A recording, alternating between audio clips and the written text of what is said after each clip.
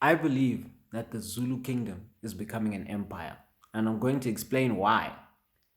Throughout the history of Africa, there have been certain groups of people who have risen themselves up from tribes and clans to empires, and have risen themselves up from kings to imperial masters to emperors, as the world would say. I'll give you two examples: the Malian Empire and Ethiopia, both in the 12th and the 13th century.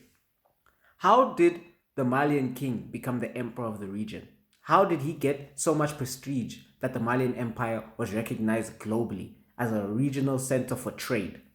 Now, I'll tell you why. How did they do this? There are three steps for an African kingdom to become an imperial kingdom, an empire. There are three steps that they go through. One, interacting and trading with foreigners. The Malians were trading with the Muslims and the Arabs in the north, and they found out that the Arabs in the north were connected to those in the Middle East, and the Middle East was basically the gateway to the rest of the world. So they established trade connections. The first king of Mali, Sundiata Keita, he himself was not a religious man, and he was more of a traditional man. But in his royal court, he allowed Muslims because he knew it was important to have good trade relations with these people.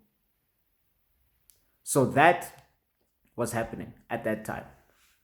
Two, uniting all the regional tribes, clans, and kingdoms. In the Malian Empire, the Mandinka were the ruling class, but there were like 80 different ethnic groups speaking all different languages.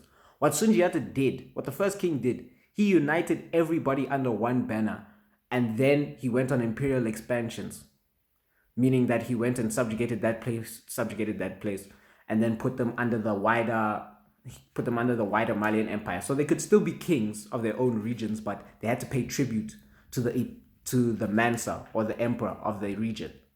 So two was to unite all the regional tribes, the clans, and the kingdoms. And three is to control strategic resources. The Malians controlled gold, they controlled salt, they controlled the Sahel, which was the only place where you would find land that can be used for agriculture past the Sahara Desert. So if somebody was at the top of the Sahara Desert and had to walk down, they had to get to the Sahel to find water, to find land for agriculture, to find land to graze horses. All of that was controlled by the king, by the Mansas, by the emperors of Mali. So gold, salt, and land and water resources were controlled by the Mansas. So it's these three things: trading, seeing yourself, trading with foreigners and seeing where you stand, uniting all your regional clans and tribes, and controlling strategic resources. Now, I'm going to tell you, I look at the history of the Malian Empire, I look at the history of the Ethiopians. I truly believe that right now the Zulus are going through a kind of like imperial awakening or an imperial expansion. Obviously, there's only going to be, normally in African history, there's only like one clan out of all the clans in the region that take up the position. You know what? Let's kind of, I don't want to say conquer because conquer is a bad word, but conquer everyone else and become the regional hegemon, become the top one dog. What I see MK Party doing is exactly what was happening 800 years ago in the formation of some of the most famous empires on this continent. So what I see MK Party doing is skills consolidation. They're consolidating everybody with the skills. So I'm seeing people that came from the ANC. I'm seeing people that came from business. I'm seeing people that came from the oil sector, that came from construction, that came from this and that, all coming under the MK Party banner. You know, people with the skills to run a country and to start the industrialization of a country. In Mali, 800 years ago, the king of Mali, he consolidated the best metal workers so that they could be able to smelt and refine the gold. Even if some of them went from his ethnic clan or group, he consolidated it. He brought them together and said, okay, we need to mine gold. We need to get iron weapons and resources. We need armor for our horses and for ourselves, for the army. These are the kind of things that he did 800 years ago. So now when we're looking at what's happening in the MK party, I'm seeing that same kind of consolidation.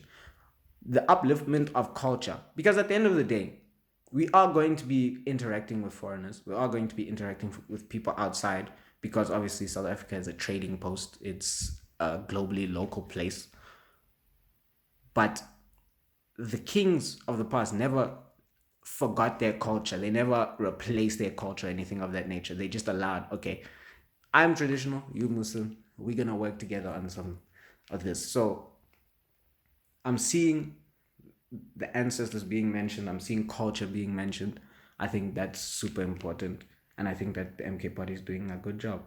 So when I look at all of these things, when I look at the historical facts, when I look at the historical ledger, and when I look at what the Zulu people are doing today, I'm saying these people are going through an imperial awakening. They're going through an imperial expansion. Agree with me, disagree with me, pull up in the comments. We can talk about it.